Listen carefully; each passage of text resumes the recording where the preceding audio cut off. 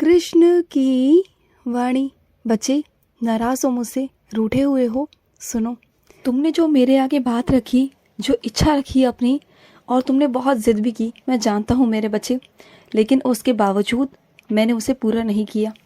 तो इसके पीछे कुछ कारण था मेरे बच्चे। अगर मैं कुछ सुनता नहीं हूँ ना, तो समझ जाया करो कि मैं तुम्हें किसी और ढंग से, किसी और तरीके से वो तुम्हें देने वाला हूँ, और दूंगा, मना नहीं कर रहा, लेकिन थोड़ा वक्त तो दो मुझे।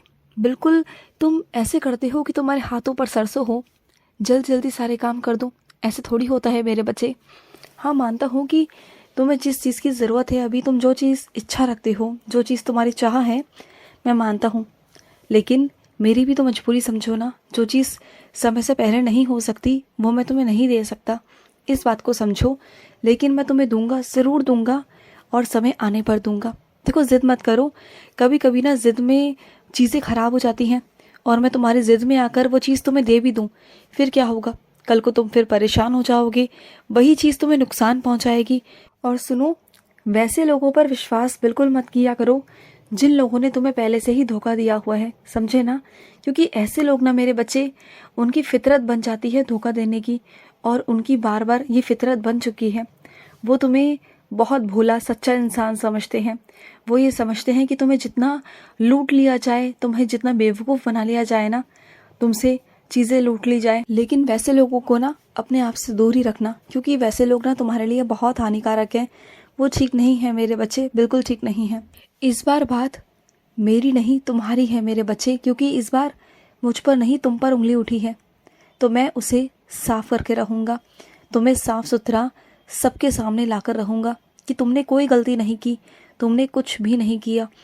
और जो लोग विपक्ष में खड़े होकर तुम्हारे खिलाफ उल्टा सीधा बोल रहे हैं ना, और ये बोल रहे हैं कि तुम्हें फंसा देंगे, तुम्हें ये कर देंगे, तो सुनो, वो तुम्हारा बाल भी बांका नहीं कर पाएंगे, बाल भी।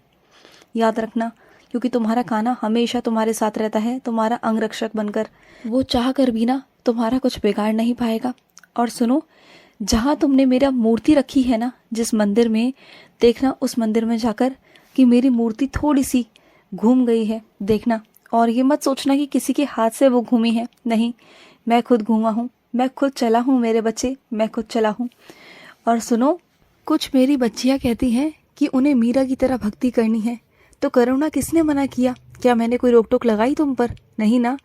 अगर तुम मीरा की तरह बनना चाहते हो ना, तो बनो, भक्ति करो, भक्ति में जुड़ो मेरे बच्चे। और जहाँ भक्ति होती है ना, वहाँ लालच, मोह, माया, ये सब नहीं होता। इन सब का त्याग करो और मेरे पास आओ, तुम्हें परमानंद की प्राप्ति होगी मेरे बच्चे, देखना। और सुनो, एक बात ध्यान रखो, जो तुम दिवाली की सफाइयों में लगे हो ना, तुम्हारे घर में ऐसे पुराने जूते चप्पल होंगे, वस्त्र होंगे जिन्हें तुम इस्तेमाल नहीं करते, तो उन्हें ऐसे बच्चों को देना या ऐसे व्यक्ति को देना जिसे इसकी बहुत ज़्यादा ज़रूरत है मेरे बच्चे, बहुत ज़रूरत है। उन बच्चों के तन ढकने के वो काम आएगी मेरे बच्चे, काम आएगी। और जितना उनके तन ढकने के काम आएगी ना, उनकी दुआएं, उनका प्यार, उनका आशीर्वाद तुम्हारे साथ हमेशा बना रहेगा, हमेशा। देखो, तुम्हारे वो किसी काम की तो है नहीं, तुम उसे फेंकोगे ही, या फिर अपने घर में संभाल कर रखोगे, जिसमें कीड़े पड़ सकते हैं, कुछ भी हो सकता है मेरे बच्चे, या फट सकते हैं किसी जानवर के द्वारा। तो क्यों रखना ऐसी चीज़ों को जो नुकसान हो जाए? बल्कि किसी को दोगे तो किसी के काम आ जाएगी ना मेरे बच्चे। और एक चीज़ और, जो बिजली वाले यंत्र है ना, वो तुम्हारे घर में कुछ ख़राब पड़े हुए हैं जिसे तुम इस्तेमाल नहीं कर रही हो, लेकिन घर में रखा हुआ है तुमने कबाड़े के रूप में, तो उन सब कबाड़े को घर से बाहर निकाल दो। तुम जानते हो कितना बड़ा बोझ है वो कबाड़ा। कई मेरे बच्चों ने तो अपने घर के छत पर वो कबाड़ा रखा हुआ है। तुम जानते हो घर के छत पर कबाड़ा रखने का क्या मतलब है? कर्जों का बोझ, नकारात्मकता का बोझ मेरे बच्चे।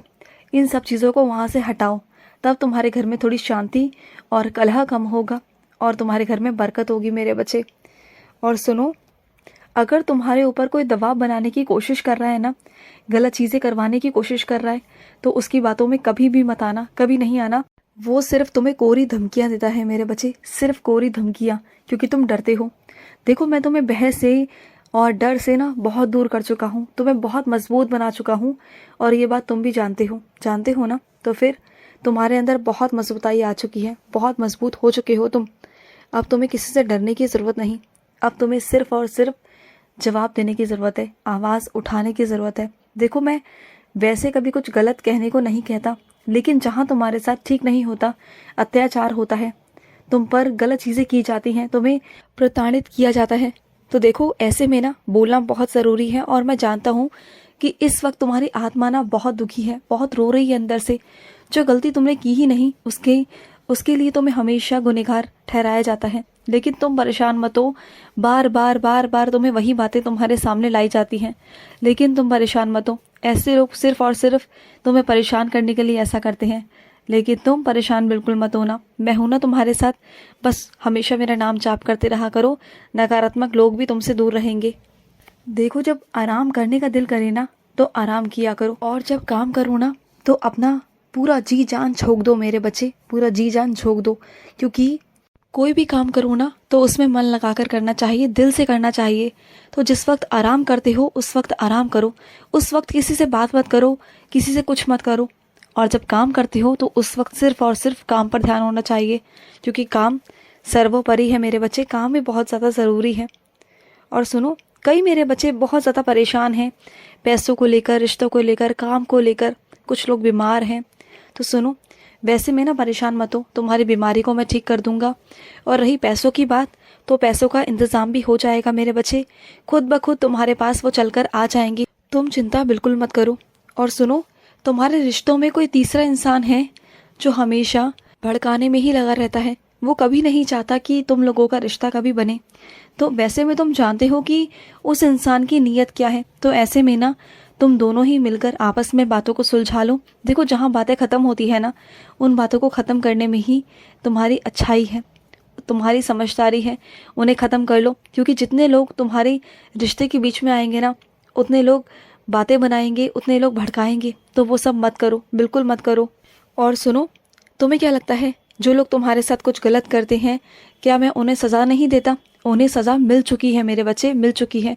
हाँ, हो सकता है कि वो ऐसा दिखाती हूँ कि वो बहुत खुश है तुम्हारे आगे, लेकिन मैं उन्हें सज़ा दे चुका हूँ मेरे बच्चे, दे चुका हूँ। ऐसा कभी हो सकता है कि मेरे बच्चे को कोई परेशान करे, कोई दुखी करे और वो खुश रह ले? नहीं, मैं तुरंत के तुरंत ही उसके कर्मों का फल उसे दे ही देता हूँ मेरे बच्चे। और सुनो, जहाँ तुम ये सोचते हो ना कि मेरे नाम से तुम्हें कहीं पर दान करना है, कुछ करना है, तो पहले तो तुम सोच लेते हो कि एक सुनिश्चित राशि तय कर लेते हो कि तुम्हें इतना देना है। लेकिन जब देने जाते हो तो तरह तरह के खर्च तुम्हें याद आ जाते हैं कि तुम्हें ये करना है, वो करना है। तो देते वक्त ना मेरे बच्चे ऐसे कंजूसी मत किया करो। तुम जानते हो ना कि तुम्हारे पास जो भी है, जितना भी है, वो सब मेरा दिया हुआ है। और जब तुम दोगे मेरे बच्चों को तो मैं तुम्हें दुगना दूंगा ना, तो फिर क्यों परेशान हो तुम? बोलो, दे दो ना मेरे बच्चे। और सुनो, जब तुम्हारे घर पर कोई ऐसा व्यक्ति आए ना जो बहुत मजबूर हो, तो उसे कुछ कच्चा सामान दे देना, कुछ कच्ची चीज़ें दे देना, कच्ची सब्जी, कच्ची दाल, कच्चे चावल, कुछ भी मेरे बच्चे जो उसके काम आ सके। और सुनो, तुम जिसका पता ढूंढने की कोशिश कर रहे हो ना, तुम्हें उसका पता नहीं मिल रहा, लेकिन मिल जाएगा, बहुत जल्दी मिल जाएगा। तुम परेशान हो ना, भटको मत, तुम्हें मिल जाएगा। किसी ना किसी को मैं तुम्हारे पास भेज दूंगा जो तुम्हें रास्ता बता देगा। और सुनो, सच्चाई सच्चाई होती है, सच्चाई की ताकत बहुत बड़ी है, इसको कोई हरा नहीं सकता। तो हमेशा सच का ही साथ देना, कभी गलत रास्ते पर गलत मत बोलना, झूठ मत बोलना, हमेशा सच ही बोलना। मैं तुम्हारे साथ हूँ, डरो मत, खुश रहो। आज का कृष्ण संदेश समाप्त हुआ। जय श्री कृष्णा।